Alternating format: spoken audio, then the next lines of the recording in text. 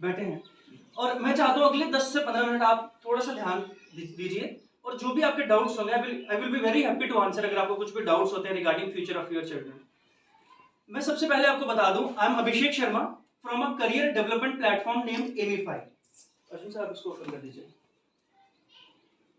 Career development platform क्या होता है, जहां पे हम बच्चों को सबसे पहले असेस करते हैं कि बच्चे का जो बेसिक रुझान है, उसके स्किल सेट है, इंटरेस्ट है, वो क्या है और उसको कहां तक लेके जाना है।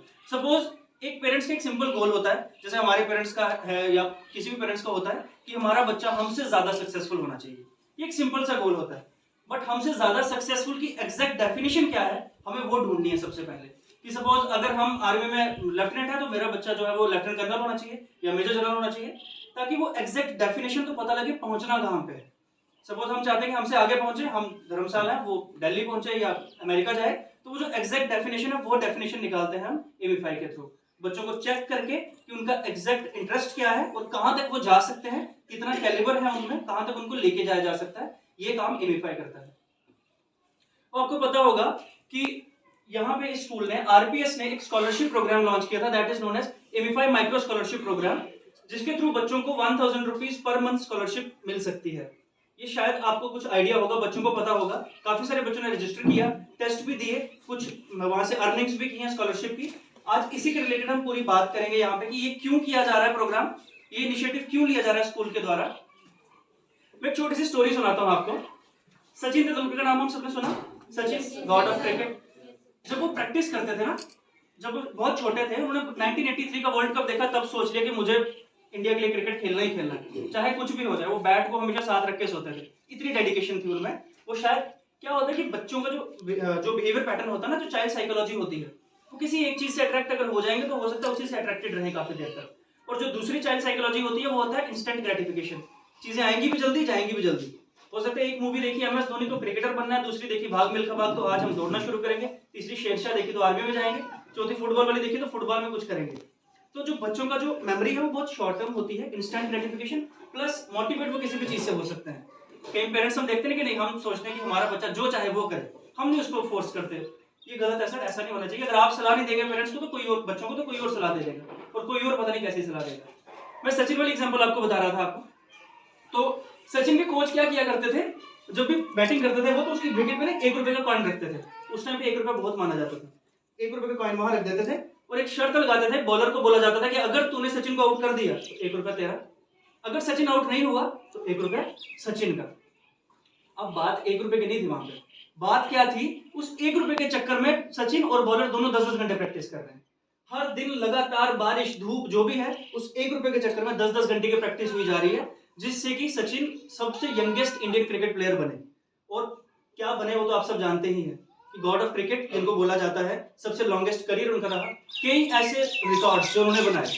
बट इसमें अपने 2 चीजें इस कहानी से मैं हाईलाइट करना चाहूंगा। पहली चीज, अर्ली स्टार्ट, जल्दी शुरुआत की उन्होंने बहुत यंग एज में, तभी वो यंगेस्ट बन पाए। डोगरी में कहावत है कि जो सुबह जल्दी उठता है ना, जो जरा सवेरे 4 बजे उठता है वो लुधियाना तो वापस आई जाता है। मतलब जो सुबह 4 बजे उठेगा वो लुधियाना से वापस आ सकता है, जो लेट स्टार्ट करेंगे वो शायद इतना ना कर पाए। तो सचिन की कहानी से 2 चीजें, एक तो जल्दी स्टार्ट करनी, दूसरा बिहेवियरल इंसेंटिवाइजेशन। वही चीज हम एमीफाई माइक्रो स्कॉलरशिप के थ्रू करते हैं, that is known as behavioural incentivisation. Career counselling के 4 टोटल डिपार्टमेंट्स होते हैं मेनली। पहला, बच्चे की नॉलेज चेक करनी है कि बच्चे को आता कितना है, उसका डोमेन कौन सा स्ट्रांग है, उसका माहौल कैसा है, वो सारी चीजें देखी जाती हैं। दूसरी चीज होती है करियर सेलेक्ट करना। हम कई बार बच्चों से पहले ही पूछ लेते हैं, बेटा आप बड़े होकर क्या बनना चाहोगे।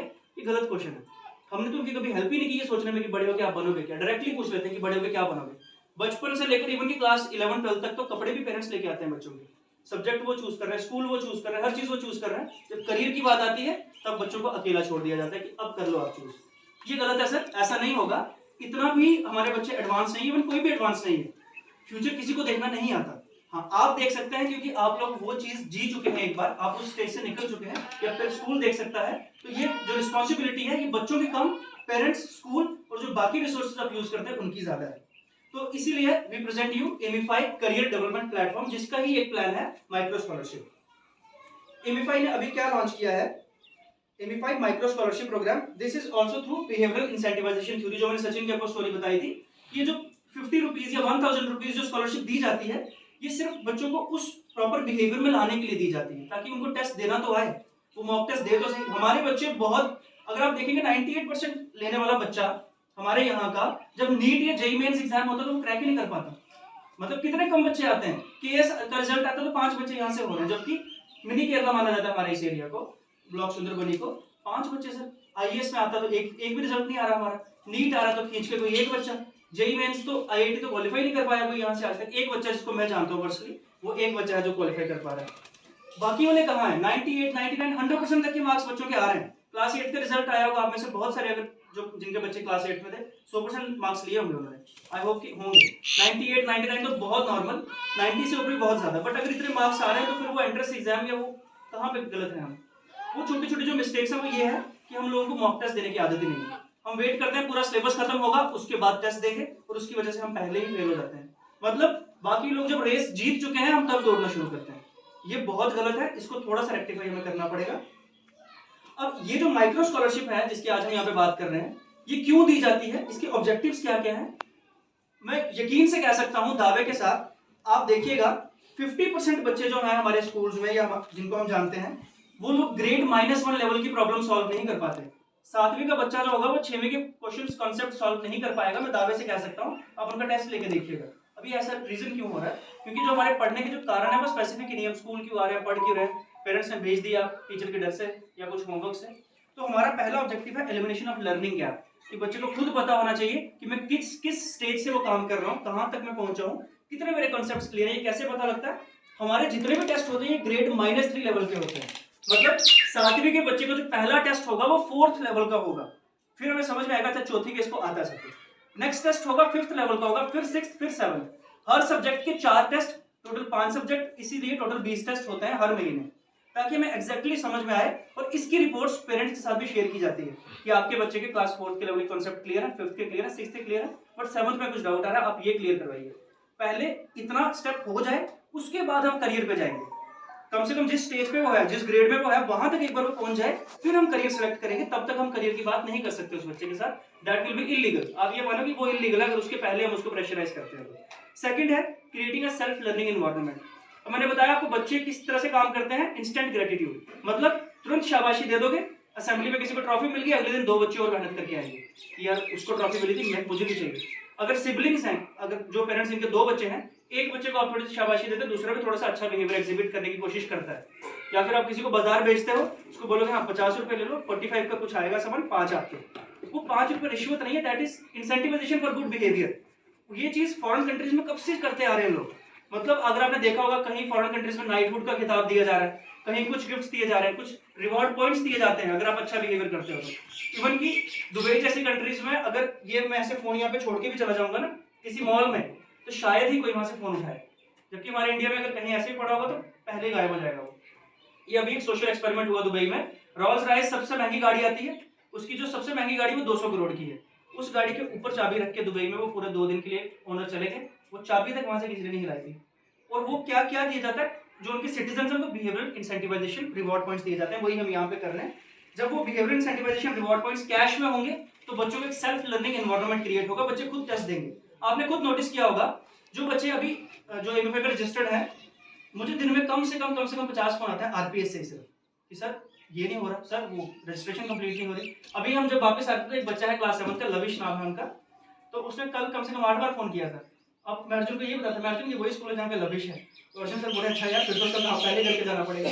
उसी कुछ फोन नंबर में कुछ एरर आ रहा था, अदरवाइज बाकी सबका हो चुका था। तो बच्चों में खुद क्यूरियोसिटी आ रही है। अभी सर ने एक चीज बहुत अच्छी बोली, सुनने में बहुत अच्छा लगता है। सर ने बोला मैं थोड़ा सा लेट हो गया शायद इसको लॉन्च करने में, थोड़ा और पहले करना चाहिए था, ताकि बच्चे खुद आते हैं सर के पास। बच्चे खुद आ रहे हैं सर प्लीज बोनाफाइड साइन कर दो, कोई पुश नहीं कर रहा उनको, कोई प्रेशराइज नहीं कर रहा उनको, आप टेस्ट दो। आज से पहले टेस्ट के लिए बच्चे डरते थे, यहाँ पे हम एक सेल्फ लर्निंग एनवायरनमेंट क्रिएट करने की कोशिश कर रहे हैं। और तीसरा मोटिवेशन टू लर्न, जब वो एक बार 60% आए, फिर 70%, फिर 80%, फिर 90, फिर 100, इस तरह से जैसे परसेंटेज बढ़ती जाएगी वो ऑटोमेटिक मोटिवेशन आती जाएगी, ऑटोमेटिक रिवॉर्ड पॉइंट्स आते जाएंगे।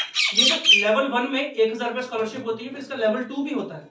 लेवल 2 में क्या होता है, सारे के सारे स्कूल से जो टॉपर बच्चे उनको उठाया जाता है और ऑनलाइन यूट्यूब पे लाइव एक क्विज होता है, that is fastest finger first. जैसे कौन बनेगा करोड़पति में होता था, वैसे एक क्विज होता है और वहां पे जो बच्चे पर क्वेश्चन उनको 50 रुपीज अवार्ड किया जाता है। एक क्वेश्चन पूछा जिसने जल्दी आंसर दिया 50 रुपीज अकाउंट, फिर दूसरा 50 रुपीज, फिर तीसरा 50 रुपीज। जो फर्स्ट सेकंड थर्ड आएंगे उनको 500, 300, 200 रिस्पेक्टिवली वो अवार्ड्स दिए जाएंगे। ये लेवल 2 में होता है। और लेवल 3 में स्टूडेंट ऑफ द मंथ का अवार्ड दिया जाता है। स्टूडेंट ऑफ द मंथ के अवार्ड में उस बच्चे का फोटोग्राफ हमारी सारी वेबसाइट्स में, न्यूज चैनल्स में वहां पे जाता है, उसके इंटरव्यूज वहां पे आते हैं कि आप स्टूडेंट ऑफ द मंथ जो किया आपने, कैसे किया, कौन कौन से कॉन्सेप्ट्स आपने किए क्लियर, ये सारी की सारी चीजें बच्चों को एज अ बिहेवियर इंसेंटिवाइजेशन दी जाती है ताकि नेक्स्ट मंथ और बच्चे उसमें पार्टिसिपेट करें। लेवल 2 और लेवल 3 हर मंथ होगा? हर मंथ होगा, हर स्टूडेंट ऑफ द मंथ। और वो जो क्विज है केबीसी वाला वो हर मंथ किया जाएगा। और ये तो हर महीने 20 टेस्ट चेंज होते जाएंगे ऑटोमेटिकली। इस टेस्ट की एक और खासियत है, इसमें कंपटीशन नहीं होता। जो लेवल 1 के टेस्ट है इसमें कोई फर्स्ट सेकंड थर्ड जैसा कुछ नहीं है। जिस बच्चे के 80% से ज्यादा मार्क्स आए वो स्कॉलरशिप के लिए एलिजिबल है।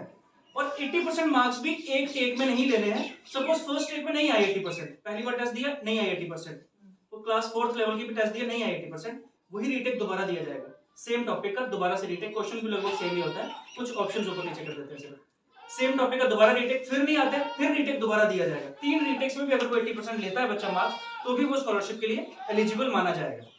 ये कुछ खासियत है स्कॉलरशिप्स की। ये जो प्रोग्राम है ये ग्रेड 1 से लेकर ग्रेड 12 तक के बच्चों के लिए होता है। हाँ, कुछ प्रॉब्लम्स होती है, ग्रेड 1, 2, 3 के बच्चे नहीं कर पाते क्योंकि वो फोन नहीं पकड़ पाते सीधा, या हिला देंगे, तो जैसे ही फोन हिला देंगे तो वो टेस्ट डिस्क्वालीफाई हो जाता है। तो वो ग्रेड 3 से ऊपर तो ऑनवर्ड्स तो बच्चे कर सकते हैं बहुत आराम से। उसके बाद 4 क्विजेस होंगे 2 रीटेक के साथ हर सब्जेक्ट में, मतलब टोटल 20 टेस्ट होने वाले हैं हर महीने। 3-3 रीटेक्स उनके दिए जाएंगे जब तक बच्चा क्वालिफाई नहीं कर पाता। ये टेस्ट सिर्फ 10 मिनट का होगा, मतलब दिन में ऐसा नहीं है कि बहुत ज्यादा टाइम बच्चे को देना है। 10 मिनट का टेस्ट है, 10 एमसीक्यूज होते हैं, मल्टीपल चॉइस क्वेश्चन। और मेरा पर्सनल एक्सपीरियंस है 3 से 4 मिनट में ये टेस्ट खत्म हो जाता है। बस क्वेश्चन पढ़ना ही है, बाकी तो ऑप्शंस नीचे दिए हैं। तो 3 से 4 मिनट में ये टेस्ट हम ओवर कर सकते हैं। और मींस एक बच्चा मंथली 1000 रुपए स्कॉलरशिप लेवल 1 पे ले सकता है अगर वो लेवल 2 के लिए नहीं भी जाता तो। और इसके कोई चार्जेस नहीं होते एक्स्ट्रा, बच्चे को अपनी पॉकेट से कुछ भी पे नहीं करना होता किसी भी लेवल के लिए। उसके बाद एमिफाई के बारे में आपको पहले ही बता चुका